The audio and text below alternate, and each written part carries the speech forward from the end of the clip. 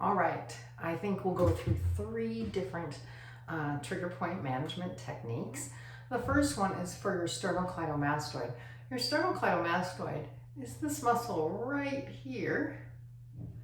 And what it does, you can see it very prominently right here. This muscle refers pain to many places in the face and head. So it has a big, strong influence on persistent pain in the face and head. And so the way that you work on trigger points in this muscle is you take your thumb and your index finger and you just palpate along this muscle that starts right here behind your ear. And you just feel along until you feel a really tender point. And then you give a little squeeze of your fingers together and you want to just push just hard enough that pain dissipates after 10 or 12 seconds. So sometimes it takes a little bit of practice to figure out just exactly how long that is. And just feel that until that pain dissipates, and then go along and find another spot.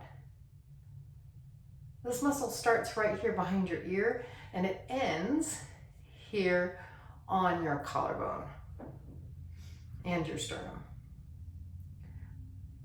So then, once you've gone through these muscles, you can try stretching this muscle. The way you stretch it is that you side bend away and rotate toward that side. And so then you can put a little bit of pressure on that muscle while you stretch it. The next muscle we're going to work on is your anterior temporalis. That means the front part of this temporalis muscle that's in the temporal part of your head. And the easiest way to find this muscle is it's just right here at the top of your head and inserts right here kind of by your eye. So you just feel along with two fingers along your head until you find a tender spot. And then again, you want to put some pressure on that tender spot for 10 or 12 seconds, just until that pain dissipates a little bit.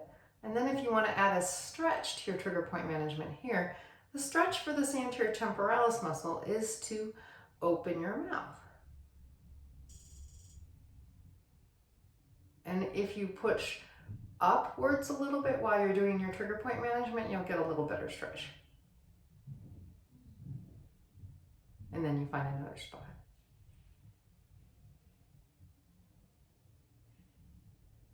Sometimes the stretch is too much and just putting pressure on it is good enough. The last muscle we're going to work on today is this muscle, your upper trapezius. That's this muscle. It goes all the way from your neck all the way out into here. Sometimes people feel like these muscles are tight all the time. And we're going to use this tool. This is called a back knobber. You can buy them on Amazon or wherever. And there's nothing special about this tool as opposed to any others.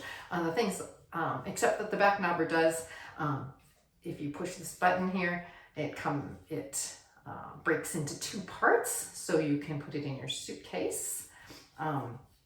Also, it has these curves on it and different size knobs, but there's many tools that are very similar to this. So what you're going to do is find a trigger point on that muscle, and you're just going to hold some nice steady pressure until that trigger point dissipates.